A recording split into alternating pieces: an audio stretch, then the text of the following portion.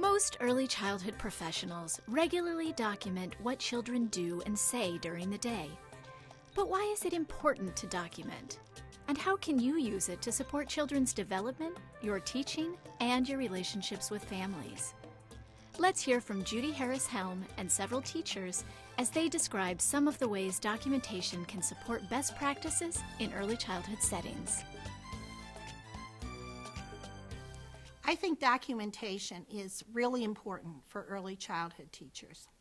It opens a window into what children are actually doing, thinking, learning. It's a way of listening to the child. I think documentation moves you on the other side from what I'm doing as a teacher to what is happening with this child. Very nice. Hello. Okay.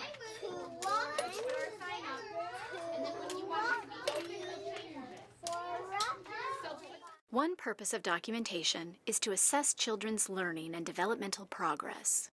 To just see where the children are as individuals developmentally. Are they where you'd like them to be? Do they need more support in a specific area? Are they progressing? Have they moved up over the months? The teacher gathers evidence of children's learning in the process of children doing it. How they play, what they draw, what they paint, the questions they ask. Blue and red make purple. I take notes. I can see what they've done, I can see where they are, and then I can plan where they need to go. I take pictures of the children's work, how are they writing their name towards the beginning of the year, and monthly, just updating those pictures and seeing the progression. And then after, I can look back at those pictures, write some notes down. Even little charts with tally marks have also been very helpful. Just something that's quick and easy that I can do to the side. Letter Q. During circle time, you may want to record how many times a child is talking and involved in the activity itself.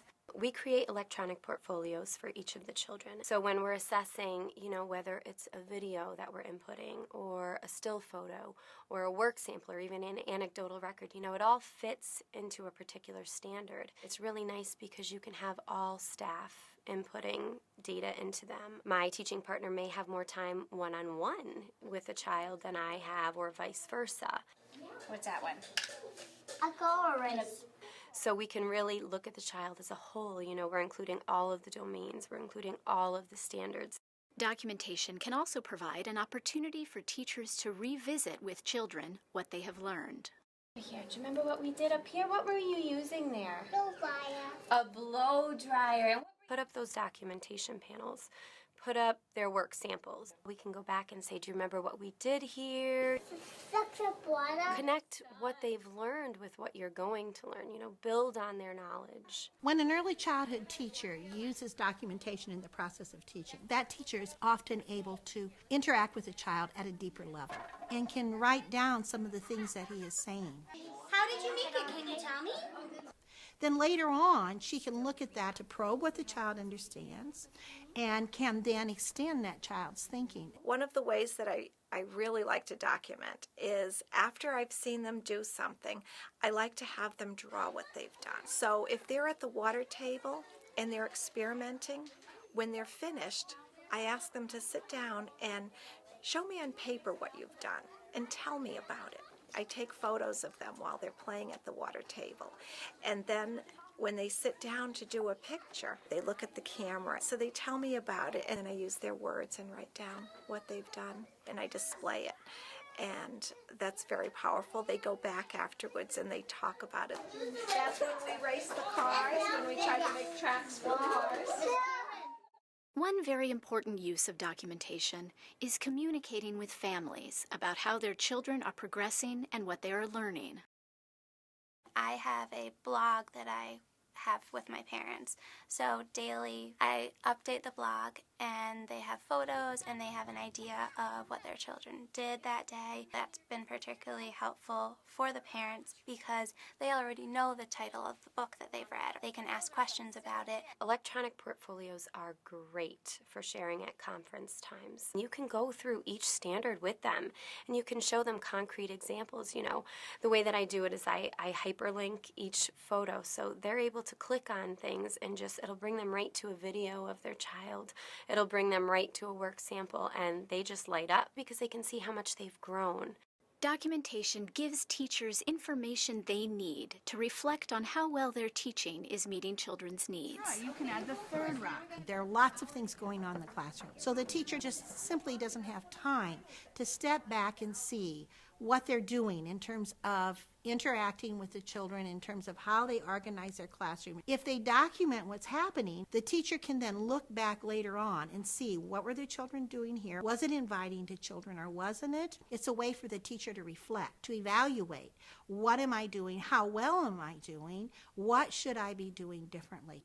Using the blog helps me to reflect on my practices and to see how children respond to new activities. And I can look back at my blog and see how, they were able to get an interest in that and progress. Sometimes when you're looking through all of the portfolios, you might notice that, wow, this child really has nothing in this standard. I wonder, why that is. And you check other portfolios and you realize, ooh, this is really a pattern. Maybe that's something that I haven't touched upon. And so then you base your planning off of what you've noticed. Looking back at those photographs and the notes over time really helps you figure out if there's an area of development where you may need to intervene with a certain child and assist them in a different way. Not every child's going to learn the same way, so perhaps, the placement of a certain child needs to be changed at circle time. I can take videos throughout the day. You miss things when you're in the moment. You can watch and say, ooh, I wish I had done this a little bit differently with this child, because I see now, as I'm watching it from an outside perspective, they possibly weren't getting what I wanted them to get out of it. Is there something different that I can do next time? The other piece of documentation for teacher growth is sharing with other people. One of the teachers brings at lunchtime a piece of documentation, a photograph, a piece of child's work, and then shows that to the rest of the group with a question. How could I have deepened this experience? Or what do you think was going on in this child's mind? And then they reflect upon this and they talk about it. And the teacher gets an idea of how she might want to do something different. Documenting what children are learning and how much they are progressing can help teachers advocate for maintaining developmentally appropriate practice and play-based learning.